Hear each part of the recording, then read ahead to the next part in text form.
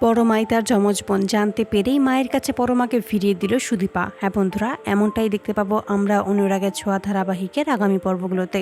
শহরে পড়তে এসেই নিজের আসল মায়ের মুখোমুখি হয় সুদীপা, নিজের আসল পরিচয় জানতে পারে। তবে প্রথমে সুদীপা কোনো কিছুই বিশ্বাস করতে চায় না, সে মানতে চায় না যে রূপা যা বলছে তার সমস্ত কিছুই সত্যি। কিন্তু তখনই রূপা সমস্ত সত্যিটা সুদীপার সামনে তুলে ধরে। এতে করে সুদীপা বিশ্বাস করতে বাধ্য হয় যে রূপা যা বলছে তার সমস্তটাই সত্যি। রূপাই হলো সুদীপার আসল মা। সুদীপাকে তখন রূপা জানায় যে সুদীপা পুরো তার দিদার মতোই হয়েছে দেখতে।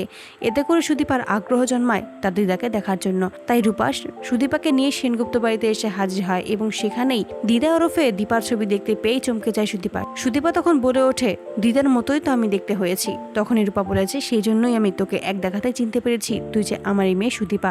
তবে তোর আরেকটা বোন আছে, যমজ বোন সুরূপা, ওকে আমি কোথাও খুঁজে পাইনি।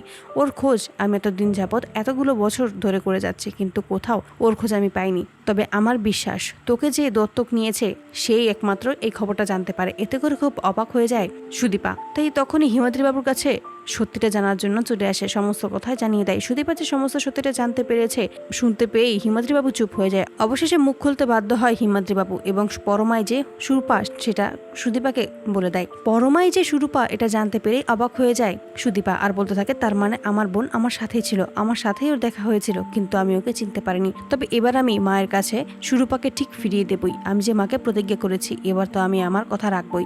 তো বন্ধুরা, তোমরা এটাই তো চাও জন্য এভাবেই পরমাই যে তার যমজ বোন এটা যেন জানতে পারে সুদীপা এবং জেনেই যেন মায়ের কাছে পরমাকে ফিরিয়ে দেয়। কমেন্টে জানাও।